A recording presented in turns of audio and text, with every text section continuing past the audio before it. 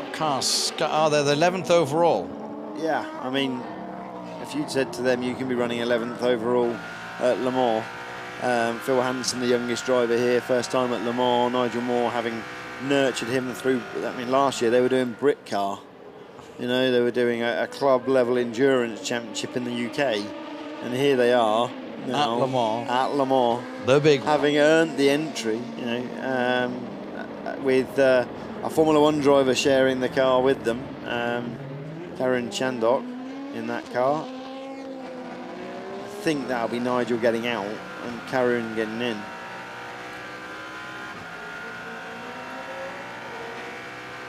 Stanaway flashing his lights at a Ferrari in front of him, the 65 car, which is the Scuderia Corsa car in amateur category. Stanaway, he has had the hurry up. He's taken 2.2 out of his teammate Johnny Adam there, and then Adam has the Ferrari behind him by 1 second. So that is the battle right at the end of that tail of traffic that we just saw, as we click to basically the halfway point of the race.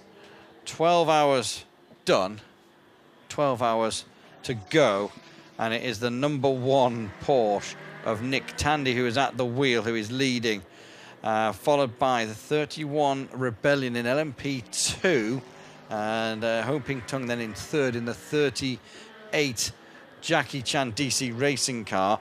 That is correct, two LMP2 cars on the official podium. The next, there's only 3 LMP1 cars running now, and that is 2 Porsches and 1 Toyota.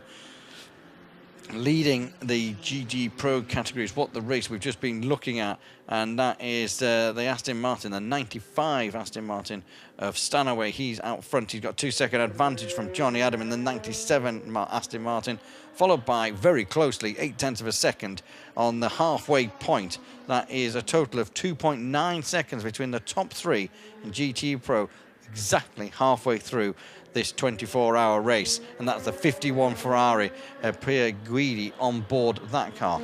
The GTE AM category, as we get a beautiful shot of the moon, that is the 84 Ferrari, and they have a laps advantage over the 90 Aston Martin. And the odd die-hard, whether they're awake in that grandstand, there's maybe 20-odd people sat in that grandstand above the pits. There's a few more further down, but whether they are awake, I'm unsure. But the number 8 Toyota, Anthony Davison, is definitely awake.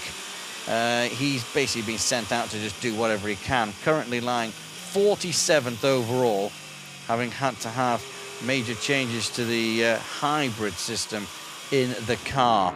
3:24 was his last lap, basically running 2 seconds quicker than anybody else on track. Brendan Hartley, his last lap time was an out lap, so I can't give you a comparison there. But the LMP1 classification is Tandy, Hartley, Davison, and 46 places split those 3 cars.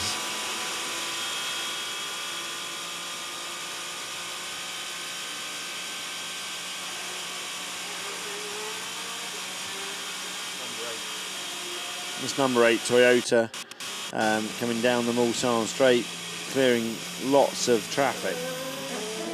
Just looking at the lap times and looking at how long it's really going to take to catch that back. They are pulling in what laps are they on? Average 4 seconds per lap. He's on 158. 202 second lap. He's got 20 laps to make up to get into a podium place. 20 laps. He's not going to do it. No, he's going to get 12 more. He can gain 12 laps on what's ahead of him. 158. Yeah. 158. 170 laps. So that's going to see him around about 14th place-ish. Yeah, he's not going to do it.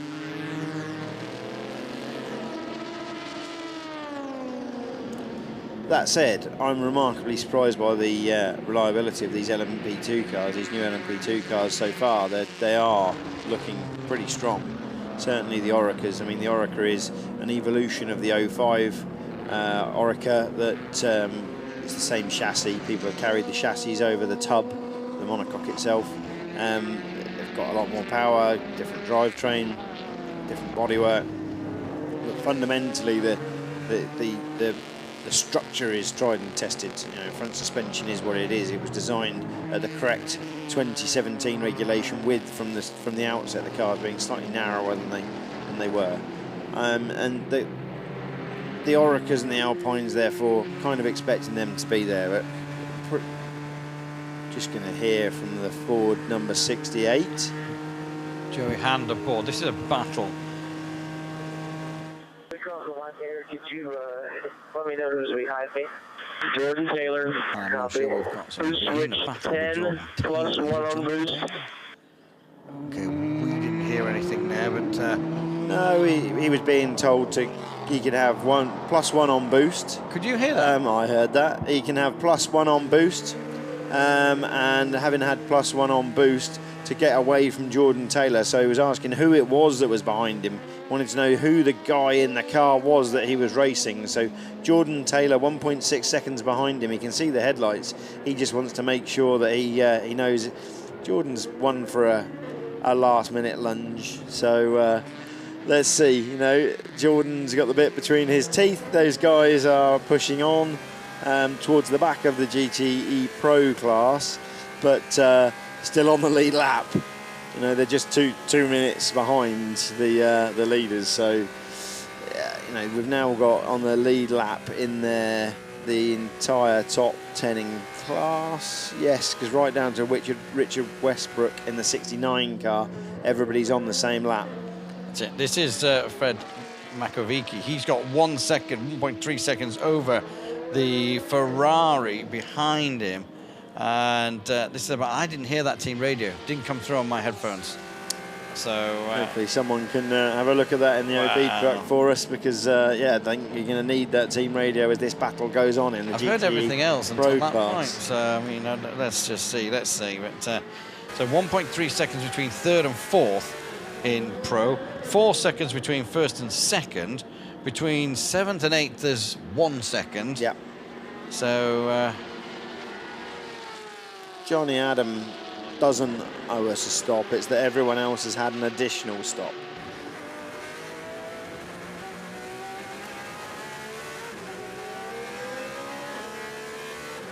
Coming down through the Forest S's. Brake now for the left. Take just enough curb on the left to not send the car across the right. Not run too wide through Tertre Rouge. Brake. Run it through, leaving it upper gear, making sure that he can carry the speed in the daylight. I don't think he'd be getting away with that in terms of track limits. That was 4 wheels over onto the runoff on the way out, but holding that extra gear to save fuel and keep the engine from screaming as it comes through there. On a qualifying lap, he would have been down a gear and really letting it rev. This is the 22 car, I think. It's a TDS car, 28. 28, yeah, away he goes. Currently sat there, 12th overall and 11th in P2. Keep getting caught out by the fact that the G-Drive sponsored cars are split in terms of teams. They've always run together until this year. Last year they ran with the Jode Sport team. Prior to that, they've been with the ADR Delta team and somewhere else in between as well. But Roman Rusnov, the guy behind that G-Drive outfit, you know, it's the money that they give him that pays for these two cars to run in the World Endurance Championship. But not Roman's finest day today, or yesterday, when you know, he's had two issues caused by himself in the first hour. That's taken that car out of the running. At least it was the man who pays the bills. Yeah, I think the problem Roman has is, you know, he's an employee of G-Drive, and even though I think he's now a gold driver, but Yeah, he's responsible. He's still got to go and answer to somebody. So this is what happened and this is where we are. Hoping Tung is on an out lap, just dropped down a place to 4th overall and 3rd in P2, but is on an out lap, just done a pit stop. He's 21 seconds away from Heino Hansen in 3rd, which is obviously 2nd in P2. Nicholas Prost, he leads by 1 minute and 3 seconds. What is going on in the battle? Stanaway 4.8, nearly 4.9 away from Johnny Adam, and Fred Mikovaiki is took a bit of time out of. Now that was a traffic issue because we saw the Ferrari, the 71 Ferrari of Molinare. They just got caught with a P2 car in the S's at the Dunlops, just at the Dunlop corners, and it just gave them that gap. So we'll be interested to see if the Ferrari comes back on that. And Kevin Escher is only 8 behind, 7 now, 7.9 behind in 5th place. So what is that? 1 minute and 3 between the top 5, 1 minute and 12 if you want to go to the top 6 in GTE Pro. Watching the GTE AM battle here.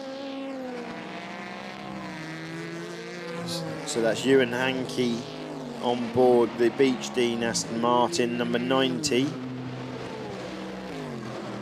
And the young Porsche driver in the 77 car is 13.6 seconds up behind, though. I'm trying to see if there's any other closer gaps than that. There is another closer gap, which is McNeil on Aaron Scott for the Cooper McNeil and the WeatherTech, sponsored 488, and Aaron Scott in the Spirit of Race green and white car, the Duncan Cameron own and run car.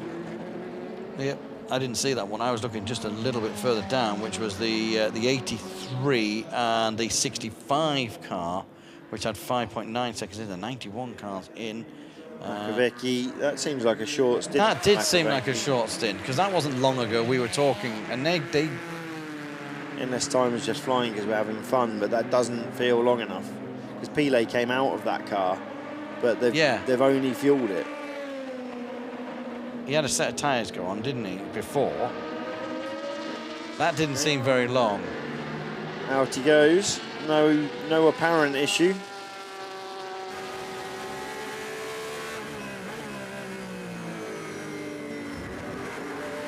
Drops him down a couple of places. It's 65 Ferrari.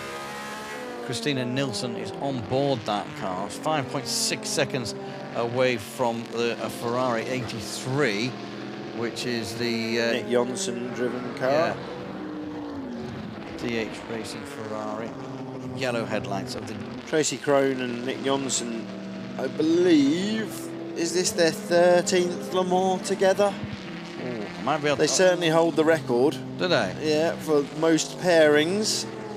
Last year here in an LMP2 car, deciding to go back to a trusted old Ferrari again for this year. Yeah, well, this is a 12 start. He's raced every year with Tracy Crone. So, and you know what, Tracy Crone currently 278th on the Forbes 400 list for the wealthiest Americans. Yeah, Tracy makes an awful lot of money out of holes in the ground in Texas. Yes, didn't quite put it like that on my sheet, but yes, he's a drilling supervisor for Mobil Oil. Yeah.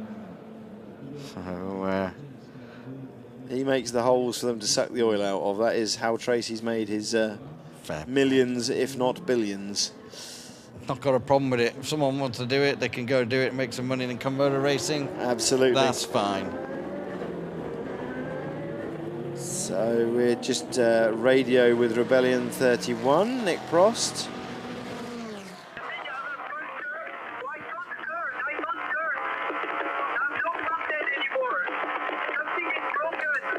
Okay, copy. Box is confirmed this lap. Box is confirmed this lap. Okay, so he thinks it's left front puncture, but then something is broken. So I don't know whether he actually knows what's going on with the car, but we're expecting it in the box. He's got 1 minute and 1 lead, and now my radio button's working. I don't know, I must have turned it off at some point, but it's now working again because I've turned it back on. He's coming through. But I'm like a racing driver, I don't make mistakes, so somebody else must have done that. It's only us race engineers that make mistakes. Engineers and team managers take the blame for everything. We haven't yet seen on screen 31 coming back, but you could hear on the radio some flapping going on. Animated, this is him here, yeah. In pit road. Okay, I don't think it's a puncture, Nick. The speed you're coming back at.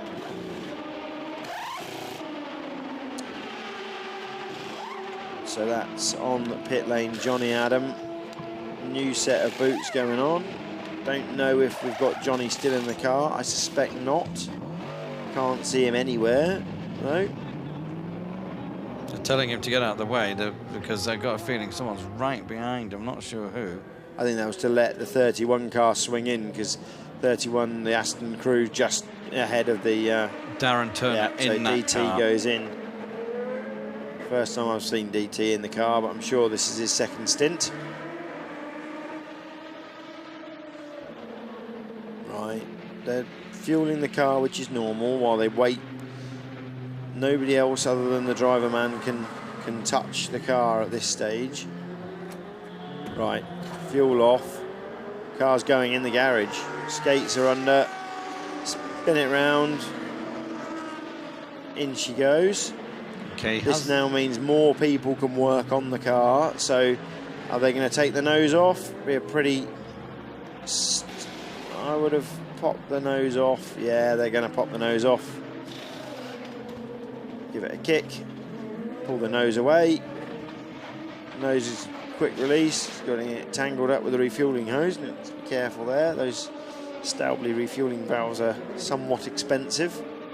They're having a good look around the front suspension. Some shouting going on. Just trying to hear Ian Smith's now coming in right rear corner of the car in very, very experienced race engineer. Designed the creation. It was an evolution of the Reynard, driven by Nick Manassian here back in the LMP1 privateer days. And been with the Rebellion team for an awfully long time now. When he creation packed in, moved across with Bart Hayden and the late Hugh Hayden, Bart's father, to look after the LMP1 efforts there. It's about 57 minutes old, this tweet, but I've just found it and picked it up on it because I've only just picked up my phone. But Simon is back from the medical centre. It's Manor team. Simon is back from it. Shaken and bruised, but he is back. It was a big hit, that's for sure. I'd still like to understand what happened, if it was puncture related. So Ian Smith there, down on his knees, looking in at the whatever it is, but we certainly don't have news yet. At this moment in time, don't have a pit reporter to go and find out for us. They're taking the rear deck off as well, haven't taken the opportunity to have a look. I don't blame them for spending a little bit more time on this. Tung's gone through, so they're now fourth in class. They've got another lap before Rag comes through. It will take them a lap to get that car back together from the state it's in. But Ian Smith there showing his hand, asking for whether it's steering lock or brake pedal to be depressed. Nose ready to go back on. I mean, he's dropped from what was second overall to fourth overall at the minute. Yeah, but absolutely the right thing to be doing. They're taking the opportunity. They're doing something at the back of the car. Phil Jose there on the work on the gearbox.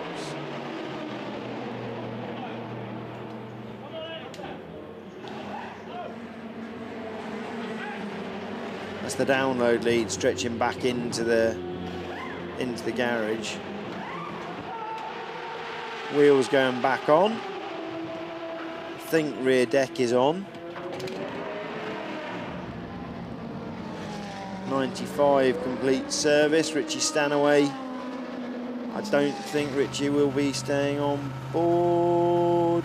as we trip over the line. Yep, Nicky team in, so full service for those guys.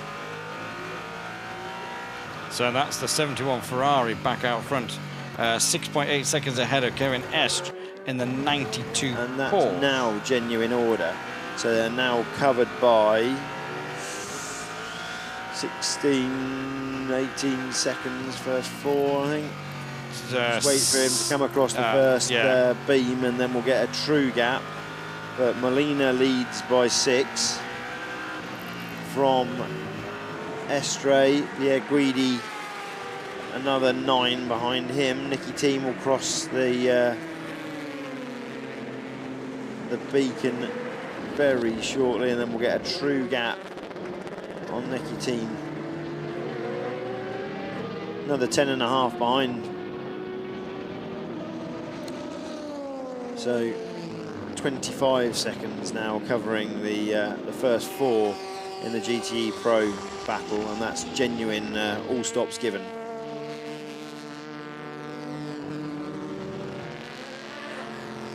'31 Rebellion looks slow. Oh yeah, but it's so Prost on his out lap. Do you think it's slow? Yes, I do. I don't know whether he's just taking his time to come back up to speed, but the car's back out and running. Prost stayed on board even though they did full service. He knew what the feeling was that he had, so he would stay on board to try and understand it. They may have found something on a tyre.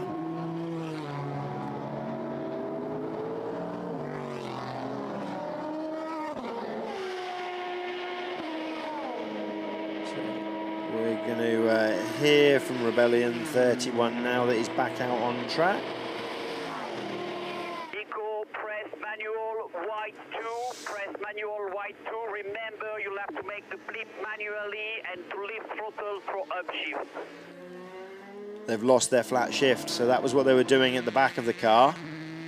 So they're going to have to lift for upshifts, which is why we saw him going slow on the way out, and what seemed strange with the blipping and the flames coming out the exhaust. So we got that one right.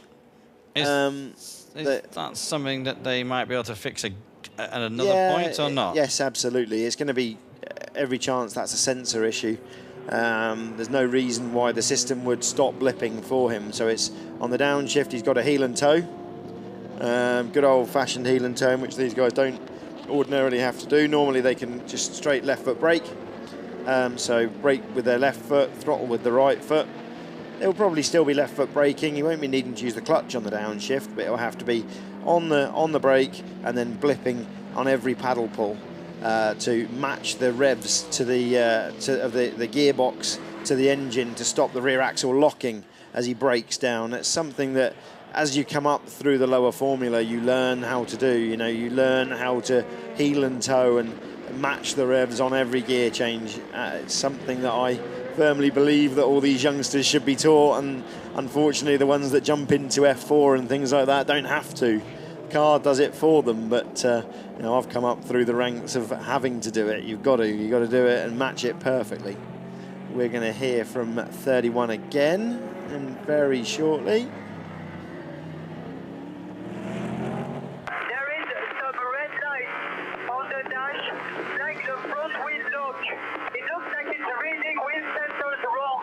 Yeah, don't worry, there is a fucked wheel speed sensor, that's why we are running TC off. No worries. Have to clutch to shift down. No. Exactly what we were just talking about there. So it's a wheel speed sensor issue that they've got, which is what's causing the problem. And he's just confirming that he doesn't need to clutch to shift down. He wouldn't need to clutch to shift down as long as he matches the RPM. If he doesn't match the RPM, then he needs to clutch to shift down, but because otherwise the rear axle will lock. So and he will spin. Good old-fashioned driving techniques, which I do hope that we should make all these young drivers go and learn to heel and toe on a skid pad somewhere. Just looking at the pro category, because that seems to be the one, and just mixing around with things. But 25.39 seconds is the gap between 1, 2, 3, 4 cars. 25 seconds between the top 4 cars, and then there's a bit of a gap down to, well, it's actually 32 seconds between the top 6 if you wanted, top 5, sorry, if you wanted to go a bit further. And Nico Prost back out on track. We've been hearing him, he's got a slight issue. He's dropped from 2nd place to 4th, and about 6 minutes he was in the pits. In all honesty, I wouldn't expect him to lose any lap time with that problem. If it's a wheel speed sensor issue, they will probably try and fix it at some stage. If they get an opportunity when they come to do brakes, for instance, it would make sense to go and do that sensor. So let's see what they do. It will help the reliability of the car. All these systems give good reliability. Number 1 on and out lap. We're going to hear from them now. Brand new medium tyres on that car. Great, new soft top tyres, going for triple stints. 13 laps, steady as she goes. Just need to bring it smoothly around. Make sure you brake all the way. Keep braking. Yeah, clear message there, wasn't there? Just smoothly around. Let's bring it home. They don't need to be doing anything spectacular and setting the timing screens alight. Andre Lotra on board now. Nick Tandy away for some sleep. They know what the mission is. Mission is bring it home. And that's a fair mission, a 9-lap lead that they've got at the moment. On his out lap. This is the 13 rebelling. This car now in 2nd place overall and leader of P2. Has 14.8 seconds ahead of Hoping Tung in the 38 car. So yeah, Rags just a lap further back than that in the Alpine. That car haven't had problems early on. I think the 35 Alpine. So they'll be pleased. Sure, the 35's had contact with somebody at some stage. Looking back from my notes. Lots of nice atmospheric shots here. Lots of sleepy mechanics. Local time now, nearly 3:30 in the morning. What an exciting first hour we had when we arrived after midnight. The first hour and a half, we couldn't have imagined what we were going to see. AF Corsa there. It's a driver change, isn't it? This was leading, this car leading coming in. Yeah, Sam Berg getting in, isn't it? I'm not sure, is it?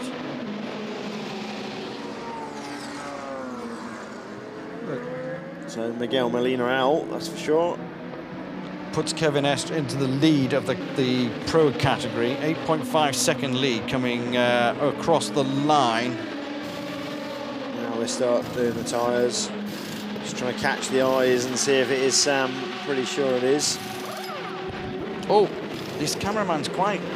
This cameraman needs to just get out of the way. Yeah, that's a couple of times he's now been bumped into by either drivers or mechanics. These guys have a mission to do. They need to be left to do it. Yeah, you've got very expensive, good camera lenses on those cameras. Use the lens. Just stand back another meter and use the lens rather than trying to get right in on that to do it. Let's see when it goes across the pit lane. It was a 7 to 51. No, who was 7? Where's it gone? It is Sam Bird. Yeah, Sam's on board now. Basically, that's how close it all is. That's how close it is, yeah. I mean, what's that? 1, 2, 3, 4, 5, 6, 7, 8, 9th. First to 9th, just with a pit stop, a full service pit stop. It's the nicest feeling, though, getting in a car, new tyres, out to push. Now Sam's going to, I would think, quadruple stint that now. So he'll do 3 fuel stops. See what he can do to bring that car further up the order within the GTE Pro class. That was on board with our leader, the 92 Porsche. It's completed 171 laps at the moment. And then this is the 60... Is that 60? 61. I was waiting to see the 51, so I was a bit... something very fast goes past it. So 19 seconds between the top three. On the screen there, TF Sport, Tom Ferrier's team. Ewan Hankey on board the car at present. I think it's going to be fuel only. I remember Ewan karting back at Clay Pigeon many moons ago when we were very young. He's been mentoring Sally Ulick, who's the man behind that car. I never raced there. I did hear of the place. That is our leader in the AM category, and Van Torth, is that how you pronounce his name? Van Tor, yeah. He's done a big shift. Yeah, brother of Laurent Van Tor, the factory Audi driver. He's got a lot of pace in him, and everyone's always said to me, he's a little brother and he's not that good, but I tell you what, this week he's shown some real pace, Dries Van Tor. And he's done a real big shift. He's been in that car as long as we've been in here, I think. He has, yeah. No, he's on the limit of driver time for sure. We did see Rob Smith in it earlier when we first came in, but it's been a long old stint. The 13 Rebellion in here. This is just a normal start. Yeah, promotes Tongue into second place overall and first in P2. Heine Master Hansen in just dropping down to third at the minute. He does have a lap on the next car, so he should be fine. And just looking back, Chen in the 37 car just on pit road as well now. So the DC Racing cars that number 13 Tongue, they are run by Jota Sport, Sam Hignett's crew, who were G-Drive last year, and prior to that ran Simon Dolan and of course Harry Ticknell in the Zytec LMP2 car very successfully. Windscreen clean on this 37 car. David Cheng staying in.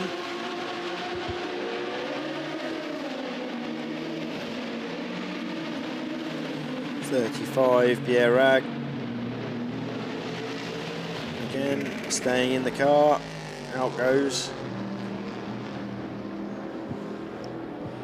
their teammate, the 36 cars, Roman Dumas on board, and that hasn't had the best of weekends.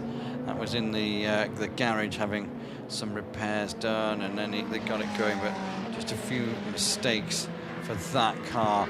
That car was in the gravel quite early on, wasn't it? Dropping them down as well, quite a few minutes in the gravel, not far into the race. That's the 36 car I'm talking about, not the 35 that's just come out of the pits. So 11 and a half hours to go. 3:30 in the morning. Well, in France at Le Mans, it's 3:30 in the morning. Wherever you are in the world, it's going to be various times, and they're still going at it. There's been quite a lot of drama in the hours of darkness at Le Sarthe tonight, mainly to Toyota. They were the big hitters. Incident involving cars 24 and 84 in the pit lane under investigation. 24 and 84. 24 is the Manor. Yeah, with Hirsch on board. And 84 is quite funny. Will Stevens in the class leading Ferrari 488 JMW car. Okay, driver change there in the 8 car. Davison out, having just Nakajima going in. Look at all the pickup on the tyres there. Lots of just rubber on the run through the pit lane. Yeah.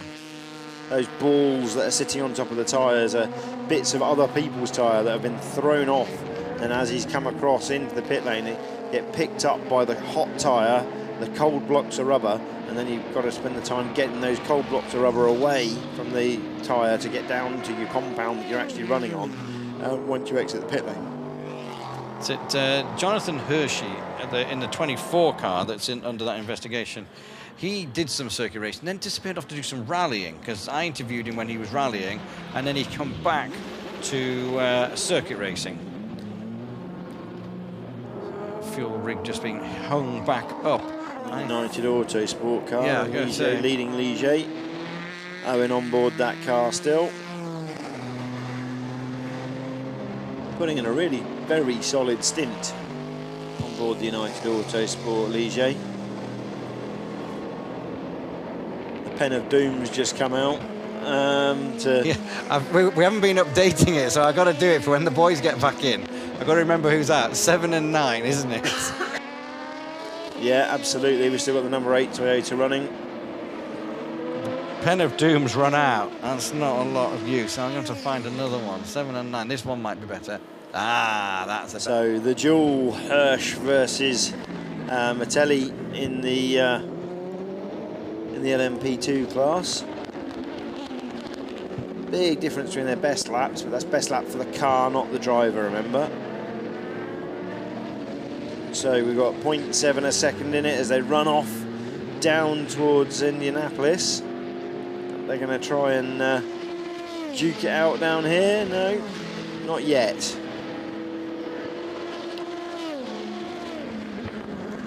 I've updated the spotter's guide. Nakajima just taken over the number 8 Toyota from Anthony Davidson. So Nakajima in, Davidson out, new tyres, full load of fuel.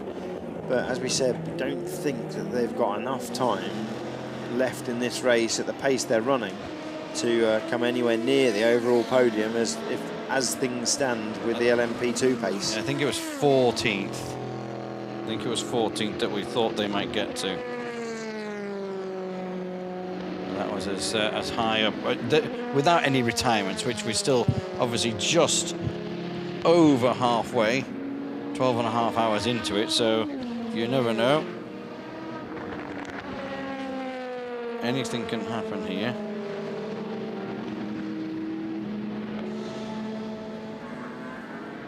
Now, what kind of times is Prost setting? Remember, he's not struggling that much. 37.2 last time round, I don't think is reflective of what he's been doing. If you look, Mattelli's been doing 36.3. Okay, you would expect Nico Prost to be a little bit quicker than Mattelli, but not that far off. Tung did a 3:30.7, but let's see. Let's watch what he's doing over the next couple of laps rather than judging on that one. This is on board the leader of the race, Andre Lotterer, in this car, the number 1 Porsche in number 1 position. Harvesting there, the energy, that whine you hear, is it recharging the battery from the front motors. Number 1 comes through, away he goes, up out of Arnage.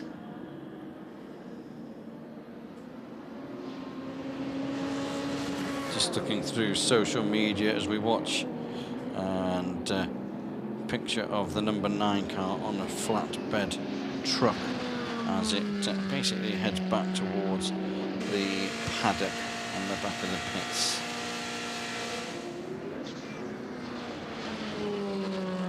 Beautiful watching these Porsches come through Porsche curves, soaring a little bit at the wheel there.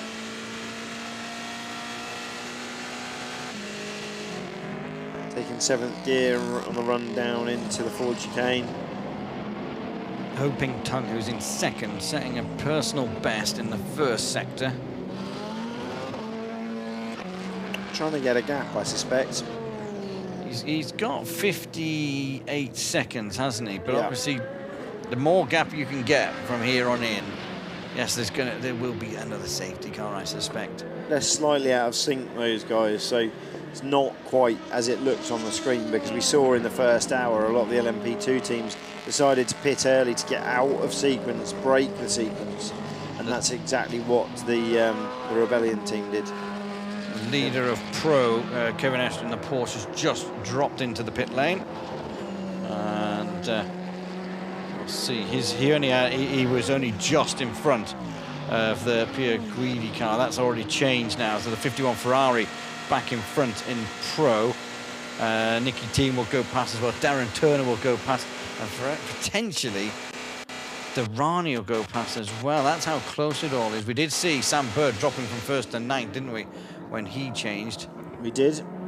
Watching the number 1 car again. I just want to look at the LMP2 times again. So Prost and Heinemeier Hansen on board both of the Rebellions, 35.5 last lap round, identical times. So Prost not losing that much, but that does make Tung's time look seriously impressive. Take 6 seconds out of them last time around. Extended his gap by 6 seconds. Tung was, when I say only, he was less than 2 seconds off Andre Lotterer. In the leading at the leading Porsche.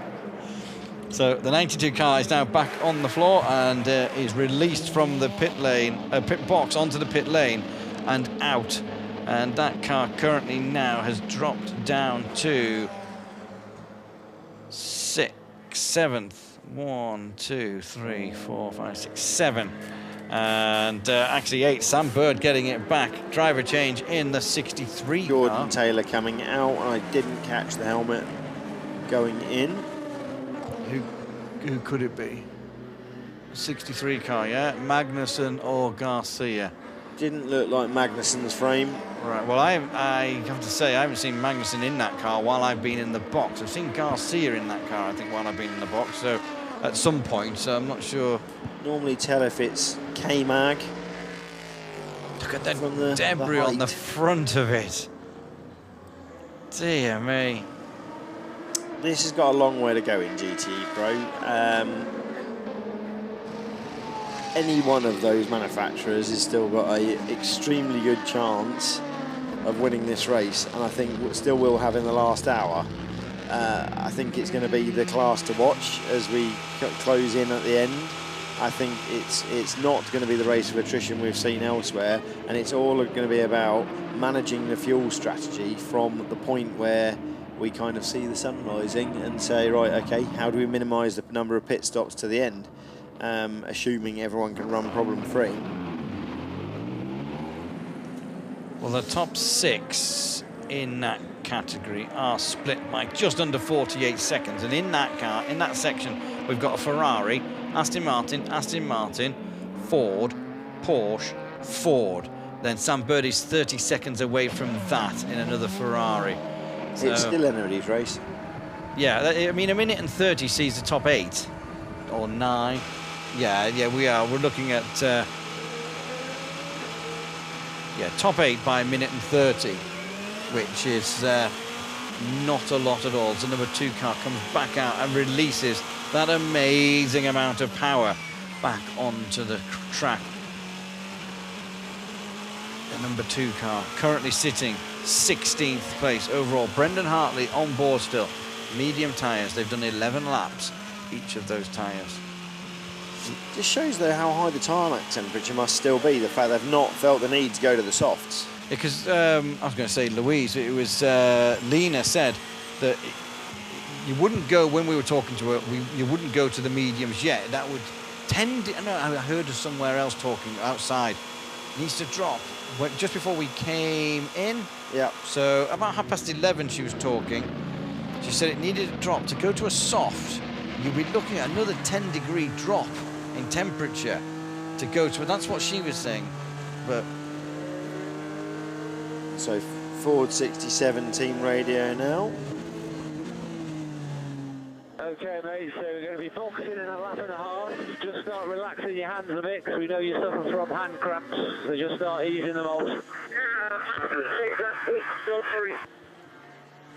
Pipo Derani being reminded by Dave Wilcock there that he needs to relax so that he can actually get himself off the steering wheel by the sounds of that. yeah, I was thinking that's a strange thing if you're getting out of the car. I mean, we're currently sat in 4th place in that Ford. Yeah, I mean, I could understand that message coming in halfway through a stint or something. Just relax. Just relax it. Make sure you. But when he's on his in lap, but maybe I don't know something that they do. So Pipo Derani's obviously too relaxed if he's getting cramps in his hands while he's driving around this place. Currently obviously not enough blood flow. Well, yeah, that's it. Yeah, that's it. I mean, 4th place at the moment. He's got Fred McAvinky behind him, 6.7. That will go past. So they'll drop, as we've kept seeing. As we said, it's a real up and down situation. He'll drop 3 or 4 or 5 places. Andy Prior, that is, getting ready to go in. Just checking, that is his car. It is. It is his car, yeah. Ticknell, Prio and Durrani. The 38 car on pit road. That is our leader of P2 and in P2 of overall classification. Hoping Tung back in. Should be staying in for at least one more. He's had tyres halfway through the stint. I'm intrigued to know what tyres he took, whether that was going to a soft or not. Ride back on board with the 67 through the second chicane. We flick it to the right and then full gas through the left and off down. Something I've noticed on this car. This is a Ford, yeah? It's a Ford 67. Where has their green and their luminous lights slowly gone? they've all died as the night's gone on, because they had them at the start of the night. Yeah, because they on that black Central metal reinforcement on the windscreen. You better wake up, boys. Your man's coming in. He's on his way in. There's two crews in effect in the Ford camp. They've got the Ganassi crew, and then the other side of the wall, their Ford Performance Multimatic crew. So let's hope that's the other crew there. Yeah, exactly.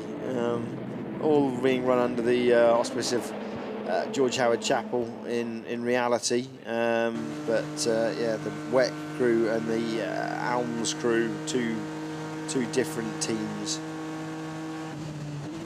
Breaking down through there into Indy. Some strange noise there on the gear shift. Almost a back rattle. Oh. Yeah, exactly. It was that kind of sounded like gear chatter. It didn't seem to just for me there. There just seemed to be a bit of labouring as well. But hoping Tung remaining and consolidating that position even after a pit stop, so he's still second place overall in the race and leading P2 category. That's LMP2. Amazingly, yeah, we have P2 category cars. That is the second division of this race on the overall podium. Such has been the ferocity of competition at the front that cars haven't been able to keep up. Across the rumble, you can see the Ferris wheel, and that signals we're heading towards the end of lap. We're going to dive to the right. There we are, into the pit lane. And sooner or later, he's going to go left, then right, and then he has that 60-kilometre little board. You'll see it coming up just there in the headlights, and there's a white line, 60 kilometres an hour at that line. Let's hope he's got his hands off the steering wheel when he gets there. I don't know if he's coming out. I wonder. No, he is definitely coming out, isn't he? Because Prio is fully ready. I think I like the blue, you know. I do like the blue. The blue looks good with the blue, doesn't it? Yeah, the blue looks good, yeah. So Prio goes in, wearing a different head and neck restraint to Durrani. Durrani wearing the old hands device that was the original head support for introduced for accidents after the tragic loss of Dale Earnhardt in NASCAR incident. But then this new Simpson product that wraps around the body being chosen by Prio. So two different approaches in the same team.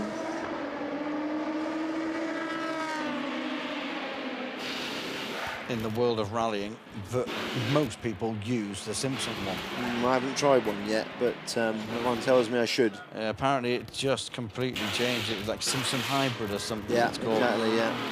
And you remember all those years ago when Hans devices first came out, the uproar with all race and rally drivers when they first came out. Oh, we can't drive it on this one. And now it's as if it's just not there. Yeah, exactly. I mean, you notice it, but biggest annoyance that I find with the Hans devices is the belt slipping off.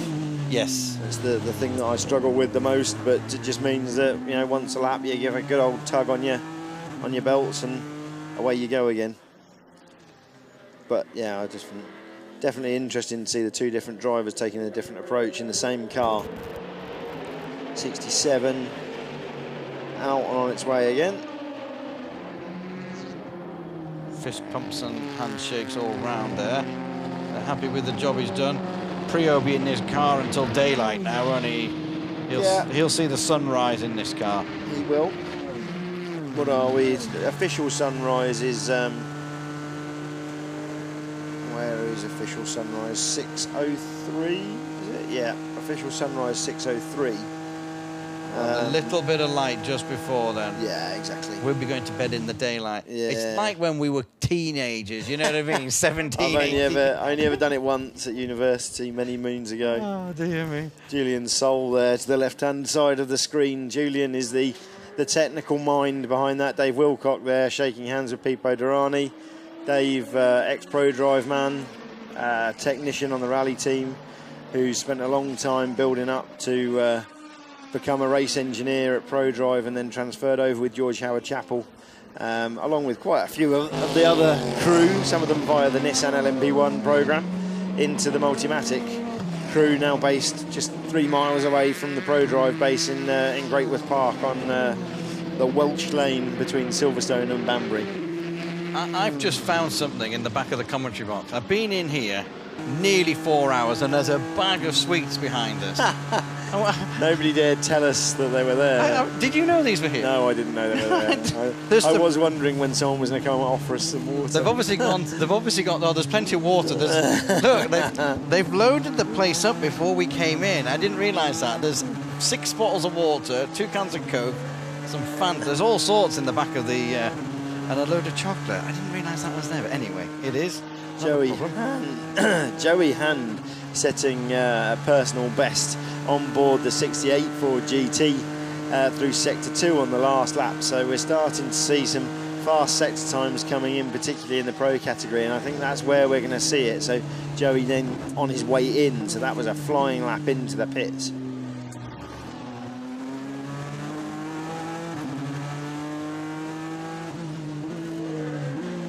This is Andy Priya we're on board with. On the out lap. 9.6 seconds is the gap at the front of Pro category, and if we look at the gap at the front of P2, 3.2 seconds is the gap at the front between Hoping Tung and Einemar Hansen.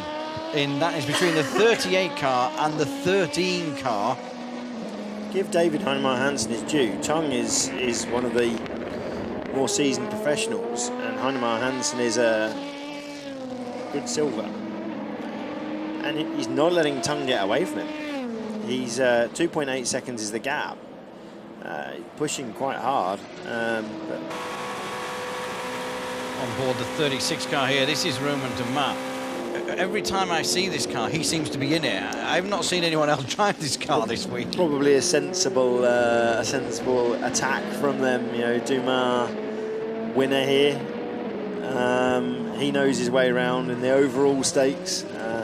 Certainly, you know, he'll keep plodding away, see where they get to. This car's had a troubled run so far with number 36. I think he'll be off to Pikes Peak next week as well, because last year he won this race and then went straight to Pikes Peak on the next day or something, didn't he? So and won Pikes Peak, I think he did. He won Pikes Peak and Le Mans 2 weekends in a row. So fair play.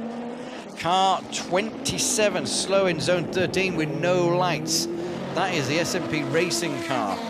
Delara making their Le Mans debut here, but obviously have been... And it's just left the pits. Put the switch on. And that's return to speed, so he was trying to find his... trying to find some switches, I'd suggest. Okay. Delara had heavy involvement with the Audi project in terms of aerodynamic work, wind tunnel work, and equally some manufacturing on the Audi project. So they're used to being here, they know what it's all about, but this is their first time here in an awfully long time as a true constructor.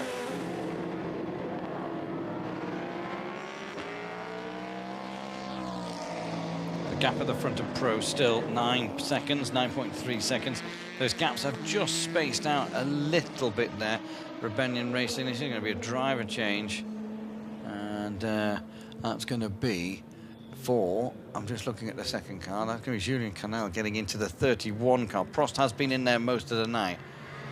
So there's going to be a driver change there. What does amaze me is over this week, we will commentate about 22 hours. Yeah. And there is some drivers I've not seen in cars in all of that time. You wouldn't think it was possible, would you? Just the shifts that he kind of comes in and out of. But anyway. But and something else, just looking at Julien Canal there.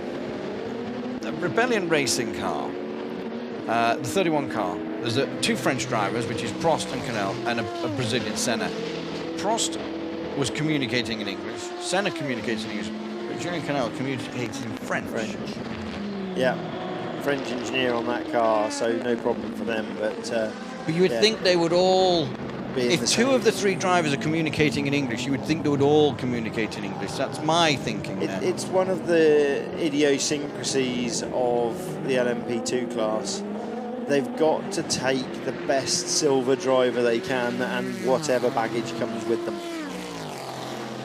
So what you're saying there is his baggage might not be, his English is brilliant. Correct. Okay. But his pace is there. But his pace is there. So that's a sacrifice that the team will be more than willing to make to get the strongest lineup they can have across the car in terms of driver ranking and grading. And in the LMP2 class, you must have a silver driver.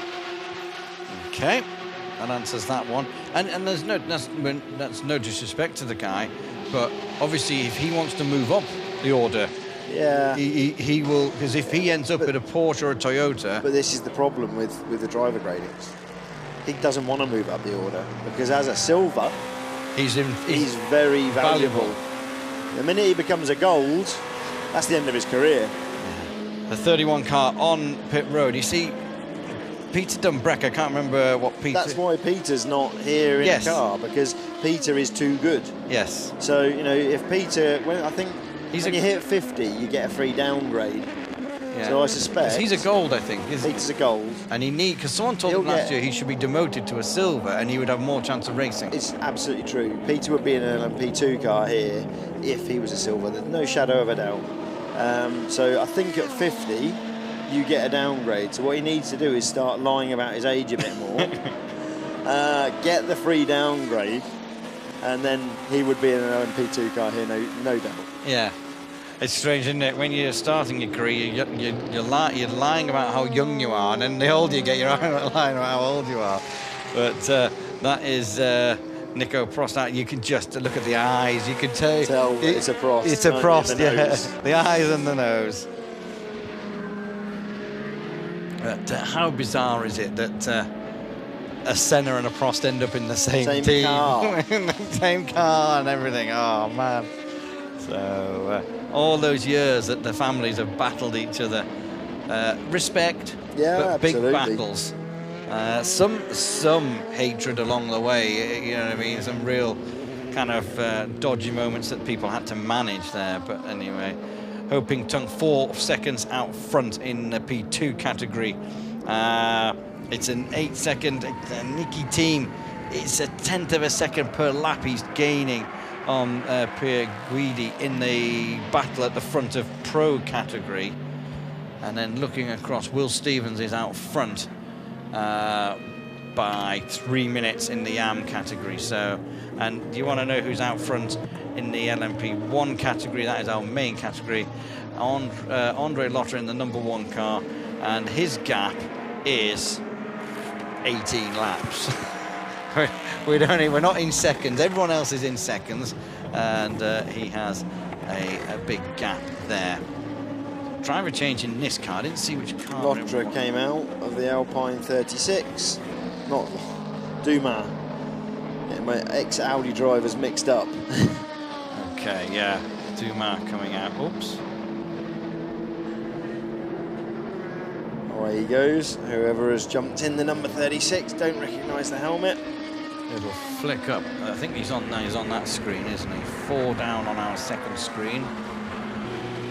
Will Stevens still leading GTE AM. Ewan Hankey. Crosses the timing line, and it is Menezes.